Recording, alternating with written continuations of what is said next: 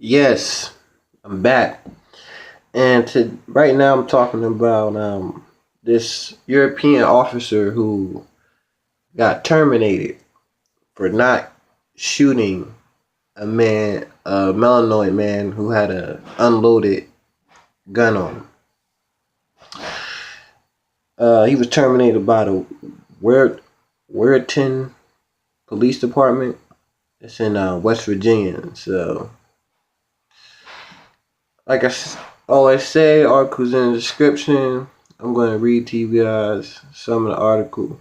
It says, after responding to a report of a domestic incident on May 6 in Weirton, West Virginia, then Wilton police officer Stephen Mader found himself confronting an armed man. Immediately, the training he had undergone as a Marine took a look the whole person and deciding if someone was a terrorist, as well as his situational police academy training kicked in and he did not shoot. Let's pause right there. You see, this is why I think police departments all around the United States should have sane former military, because I have family had family in the military, and I have a buddy of mine who's in the military, and they have to take certain procedures before you lead to deadly force.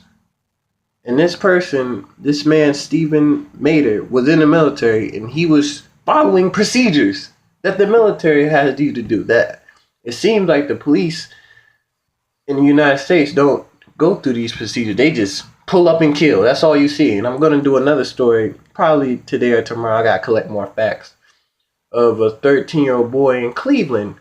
Sounds like some Tamir Rice shit again, who was holding a BB gun and he got executed by a suspected race soldier. But I'll digress on that and continue to read. I saw then he had a gun, but it was not pointed at me. Mr. Mader noticed the silver handgun was in the man's right hand, hanging at his side and pointed at the ground. The man was Ronald D. R.J. Williams Jr., 23, of Pittsburgh. And what happened in the seconds after Mr. Mader's initial decision is still being investigated by Mr. Williams' family as well as the West Virginia Civil Liberty Union. Mr. Mader, who was standing behind the Mr. Williams car parked on the street, said he then began to use my calm voice. I told him, put the gun down. And he's like, just shoot me. And I told him, I'm not going to shoot you, brother. Then he starts flicking his wrist to get me to react to it. I thought I was going to be able to talk to him and de-escalate it. I knew it was a suicide by cop situation. But just then, two other Weirton officers, who were European and suspected savage race soldiers, arrived on the scene. Mr. Williams walked toward them, waving his gun, later found to be unloaded between them and Mr. Mader, and one of them shot Mr. Williams in the back of the head just behind his right ear, killing him. A month-long West Virginia State Police investigation later concluded the shooting was justified as a decision the Hancock County, West Virginia prosecutor Jim Davis announced at a news conference on June 8th. But the case has been handled by local law enforcement from the first day, with some peculiar twists failing to publicly name Mr. Williams for 3 days, the assignment of an investigator who left a week-long vacation the next day. Tensions with Mr. Williams' family only got more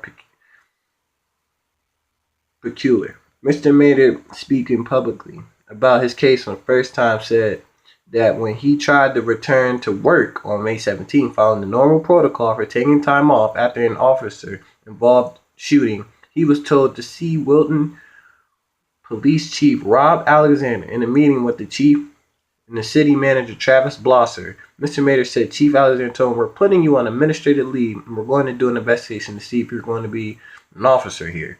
You put two other officers in danger. Mr. Mader said that right then I said to him, look, I didn't shoot him because he said just shoot me.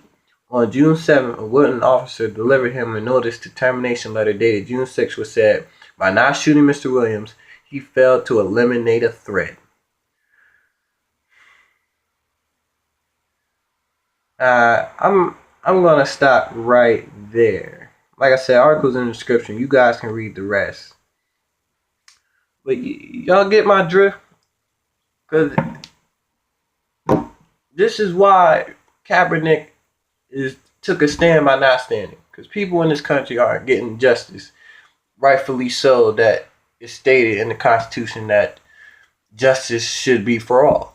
And we keep seeing case after case after goddamn case of melanoid people not getting justice. Okay, this man had a gun. It was unloaded. This officer seen it, and he decided not to react with deadly force, and he's getting fired. He lost his job for that. Now, my question is, where's blue lives matter? Where's white lives matter? Where's all lives? Where y'all at?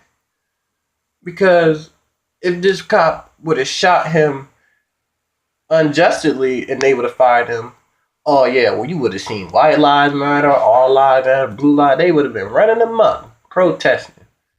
But you see this officer who decided not to be on neo-Nazi code, and he got terminated for that. So no one could ever tell me that the agenda in this country is not to exterminate black people. Because that's what it seems like to me. He decided not to take deadly force that he was trained in the military to do. Not in no little pussy ass 6-month police training. The military. And y'all punish him for that? And I know some of y'all gonna say, well, he shouldn't have had it. Man, then shut the fuck up. Because I see cases after cases of Europeans pointing guns. There was a man in Cali a couple weeks ago. He shot a cop, and they shot him with a fucking beanbag and took him into custody. Shit, a week after that, that little white devil savage killed a couple and was eating the fucking face off of one of them. And they brought him into custody without a fucking scratch on him. So don't tell me this man shouldn't have had a goddamn gun. Y'all be doing some sick devil shit all the time, and y'all get taken into custody. Fine, shit, you might get a fucking burger, Dylan Roof. So don't give me that fuck shit. Anyway, this is pretty sad. Rest in power to the brother. He seems like he had some mental issues. If he was ready to just end it all, he had nothing to lose.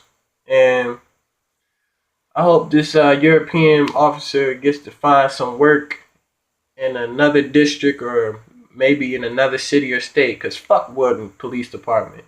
Because they clearly on neo-Nazi code. Just like it seems like pretty much all these police departments in the United States are.